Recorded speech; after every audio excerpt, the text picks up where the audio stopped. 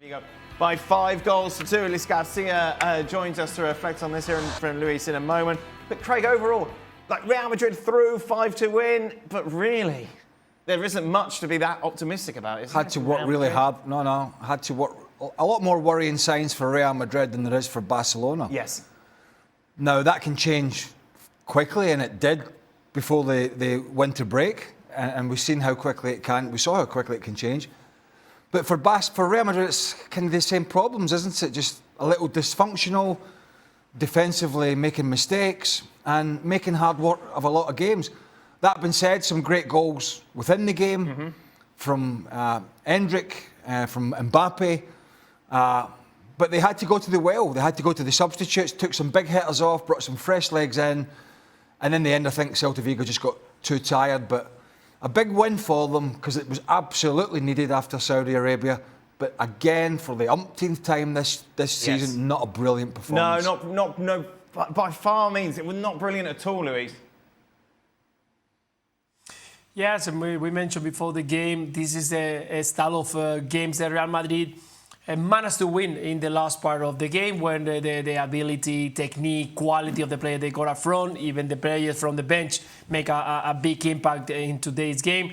But we don't see a solid performance. We don't see for many minutes Celta Vigo was dancing to Real Madrid players, moving around, understanding that in the middle of the park they were with advantage in numbers, so they could play from one side to the other side. Of course, in the last there, they don't have that ability, they don't have that clinical finish to go ahead on a score and get the lead. But the reaction from Real Madrid after the 2-2, I think, was fantastic. In the extra time, I think we saw a good Hendrix, even though that he missed a couple of chances, but he imposed himself and scored 2 goals. Fantastic Valverde once again. Arda Güler made also his approach to this game in a very well manner, having the ball, trying to lead with the players up front. So in the end, it's the kind of game that we've seen Real Madrid struggling during the many minutes, not the best performance, but in the end getting the result. 5-2 is a very good result for them going to the quarterfinal, getting a bit of confidence. But again, we have to wait and see when they face another top team, if they will have they will be able to get a good result. Today, it was just enough. He's doing what Hold on. 99.999 Real of 100 Madrid players fans, do. if somebody got shot at the Bernabeu on the field, they would deny that it happened. It didn't happen. Come on. Look, it's a front man and it's a player's job just to get there before a goalkeeper. You see him coming, he's committed, you get a little toe poke onto it. What the referee's looking for is the ball changing direction, right? Which it didn't. So that tells you that Svedberg gets the toe poke on it, the ball goes in the direction that he's poking it, keeper comes out, he's committed, he clearly catches a player, which VAR can see because they'll probably watch it 10 times. And how that Kylian Mbappe goal wasn't dragged back and Celta Vigo got a penalty, well, I think we kind of intimated at half-time and we kind of know the answer. A little favourable to the bigger team there. Yeah, I think it's fair to say if it was the other end, it would definitely a penalty for Real Madrid. What would Real Madrid fans be saying if it was the other end? Well, I don't know. Luis, do you agree with the boys? I agree that it was a touch over there. That I still don't understand why VAR wasn't aware of that or seeing that and just make the call and then let the referee, because in the real action it's true that it's very quick. Maybe he has touched Lunin can touch a little bit the ball, but just give it a call. Listen, have a look, because it looks like touch and it's not enough. Some other they will say, but there is a touch right there. Lunin touched the player, they never touched the ball, so it's a penalty. So let it see it at least in a different angle and see what he says, but not even a call from the VAR. That's what is the big concern. No doubt, he is supremely confident in his own ability. I mean, he just is.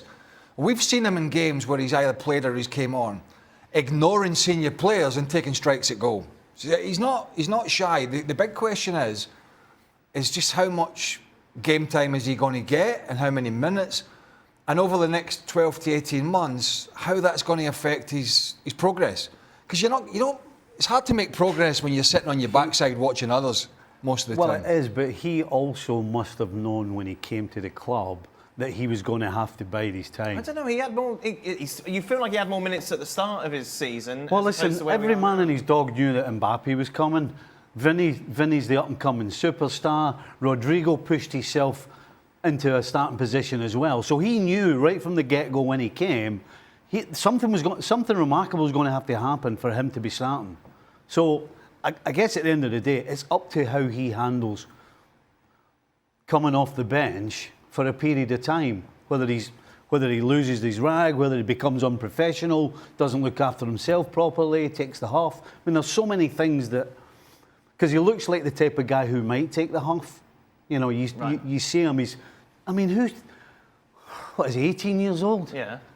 Taking his shirt off and giving it all this and giving it all. What's wrong with no, that? no. It's big time, Dan. It's big time. It's not big time. It is big time. Oh, leave him alone. It is big. He looks as though he's a little bit big time, and that's why it's going to be even. I think that's unfair. And that's why it's going to be even harder for him to be sitting on the bench and getting frustrated. You don't loan him out though, do you? Because, well, I say that you've got to look at his trajectory in terms of his career, but then if you're the Real Madrid manager, you're saying, well, you know, I really don't want to loan somebody out that if it's all going flat in my front three or my front two, he's a game changer.